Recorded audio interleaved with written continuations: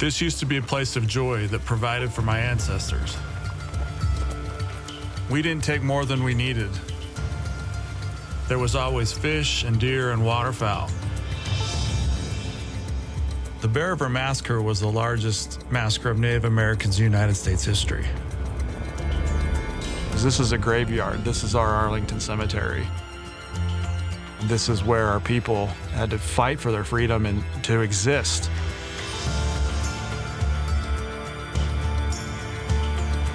I want to take this land back in time to when it was wild and restore our connection to it.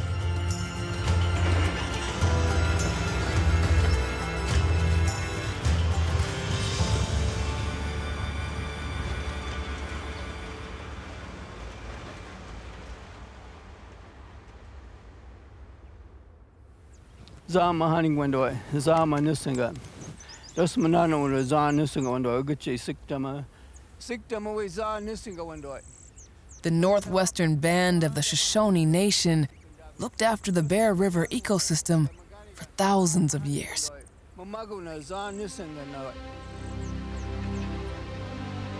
The nomadic tribe came here, to the place they call Wuda Ogwa, every winter. The clean water teemed with trout and game birds.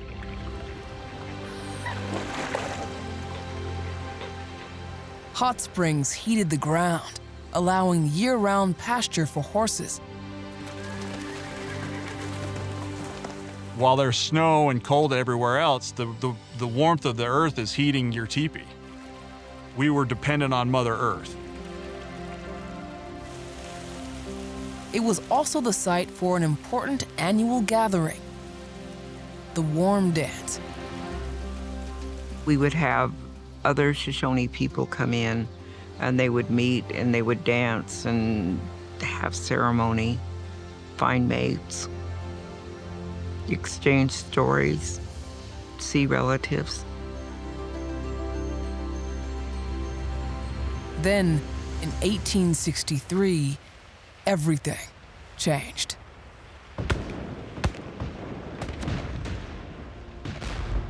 In one day, thousands of years of warm dance celebration crumbled. 500 Native men, women, and children were killed by the United States Army.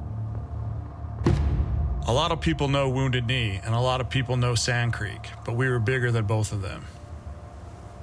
The massacres were spurred by the settlers' belief in manifest destiny, that they had a God-given right to control all of North America. Like so many others, the Northwestern Band of the Shoshone were either killed or displaced. Since that day, the tribe has been landless, with no place to practice their traditions or call home. We were promised a reservation but never given one. And it's taken us 160 years just to get back to the numbers that we had when we camped here. My mom, she would tell us, she says, run and hide, they're gonna kill you. So I grew up with that. I've always felt like I was a visitor. I never felt like I belonged here.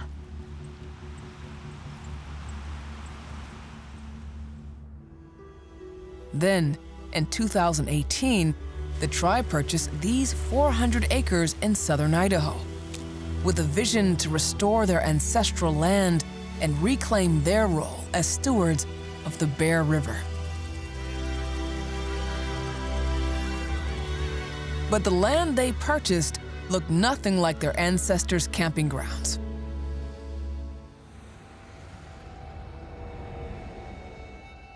Following the massacre, farmers had reshaped it for large-scale agriculture.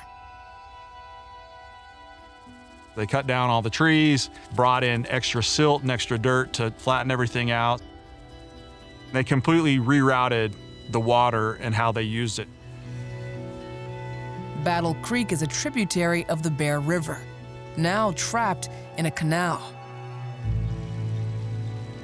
But it used to meander free, creating ponds and wetlands. native vegetation supported animals and people alike. This place would have been covered in trees and willows and chokecherries. It's just a flat field nowadays. Where you're standing right now is basically ground zero, the massacre site. We're restoring our home. That's why we're doing this project, and we appreciate all the help. The tribe can't do it on its own. Brad has brought in a skilled team to restore this land. They must redirect water, replace invasive trees with native ones, and recover lost wetlands.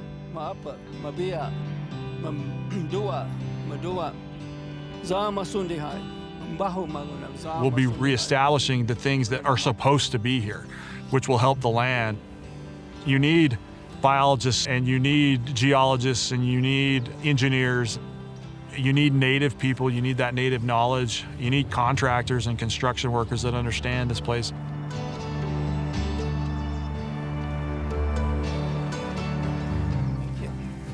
The first thing we need to do is return the water's natural flow. That makes everything else possible. You guys can run me down like what's going on. 4 years of planning led to this moment. So we can irrigate these fields.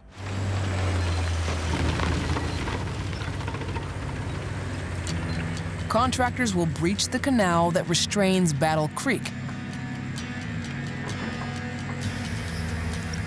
They install a pipe to divert the water out over the fields. We have to use modern machinery and modern technology to force the water back.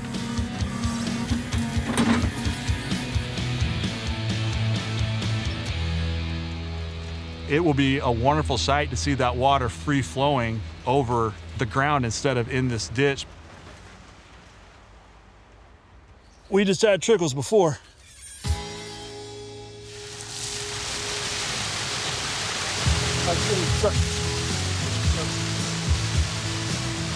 Just get a trickle walk.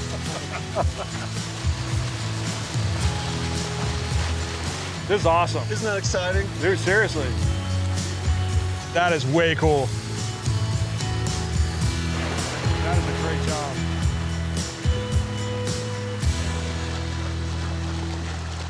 With the water freed, Battle Creek will slowly be reborn, carving its new route to the Bear River. But that's only step one. Battle Creek has some of the dirtiest water in the entire Bear River watershed. The water quality is just gone because of all the sediment and pollutants that get in there due to farming practices. So farther upstream, Brad deploys a second team to clean up the mess, borrowing a tried and true technique from nature. Today we're going to be building what's called a beaver dam analog. They are human-made structures that mimic beaver dams. Beavers are natural-born builders. They construct dams and lodges that slow the flow of water, filtering out impurities. You take the beaver out of that equation you have with chocolate milk water like we have now.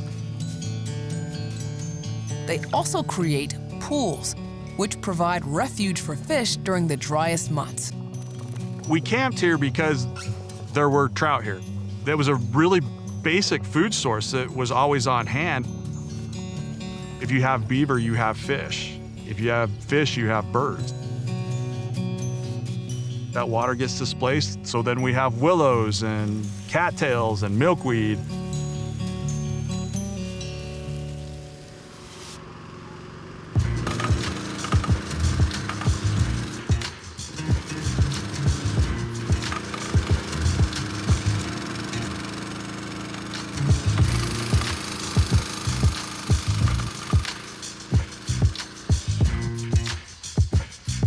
Nearby vegetation and clumps of mud create a natural barrier that prevents sediment from traveling downstream.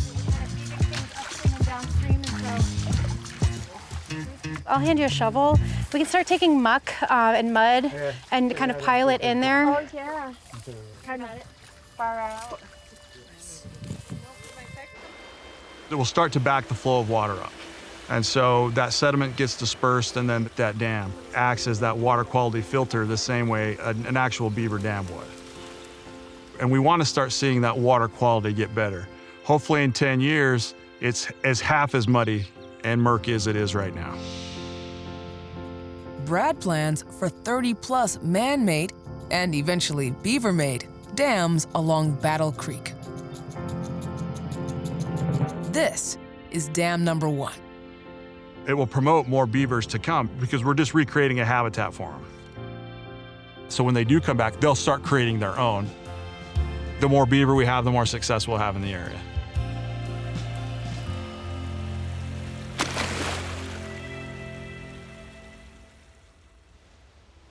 With the new waterworks underway, the team turns to the next massive task: getting rid of invasive trees that threaten the entire ecosystem. A Russian olive tree will take out of the system 75 gallons of water a day and just take it. And they erode the banks. As you can see through here, the banks are just eroding backwards and backwards, and all that dirt and everything's getting down in there.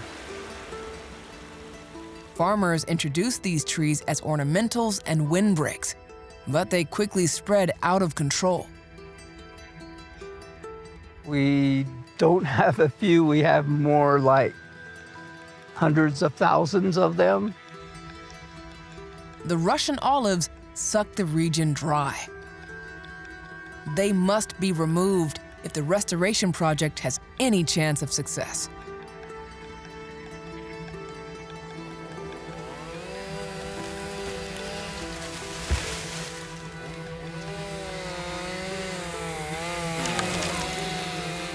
If we remove all of those invasive plants and plant native trees and native grasses, it'll hold those banks together. Native plants are absolutely essential in fixing the water quality problem. The cottonwood trees and the willows and the cattails, those are the types of plants we need. But to replace so many invasive trees, the tribe needs help.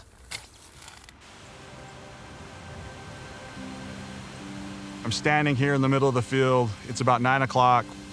My stomach has dropped because I'm like, how do we get 10,000 plants in before the end of the season?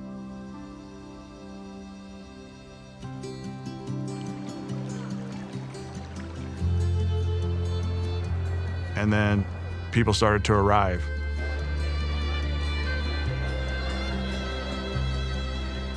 We had over 400 people that came out and donated their time to plant 10,000 trees in 4 hours on one Saturday. This isn't their land, this isn't their project, but they just want to be part of it. They want to help out.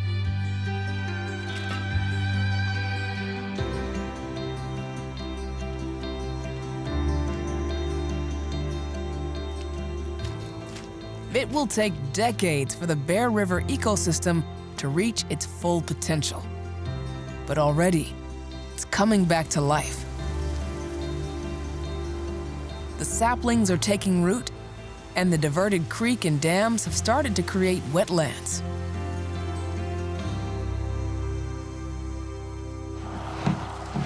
The tribe brings in scientists to monitor the results. They conduct acoustic surveys for bats, regular bird counts, That's the camera. and set up camera traps to track the return of wildlife to Bear River. That's it.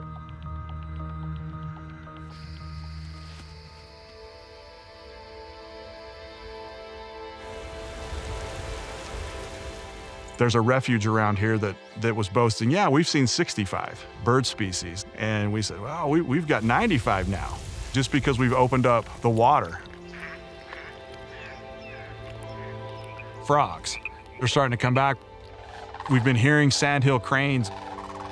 We've seen pelicans out here. We're really gonna grade this place on the animals that return.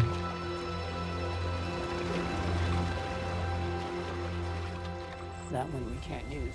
The tribe's connection to Bear River is returning as well. The restored land is becoming a living link to their past and a vital classroom for Shoshone youth. Our people, the Nui, we call this Sipi or Sayapi. It's either way, Sipi or Sayapi. And that means a water plant. I've always felt that if you don't learn that language, you will never see the world through the eyes of how our people saw it. Sipi, Sayapi. Right. And what they call nets in Nui is Wanup. Wanup. Don't think of ourselves, think of future generations. Find those children who will take it to their heart so we won't disappear.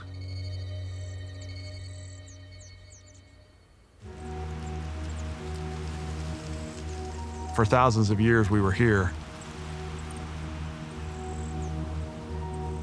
We lived in harmony with this land. We want to recreate that relationship and make this a place my ancestors would recognize. We're trying to honor them by doing this.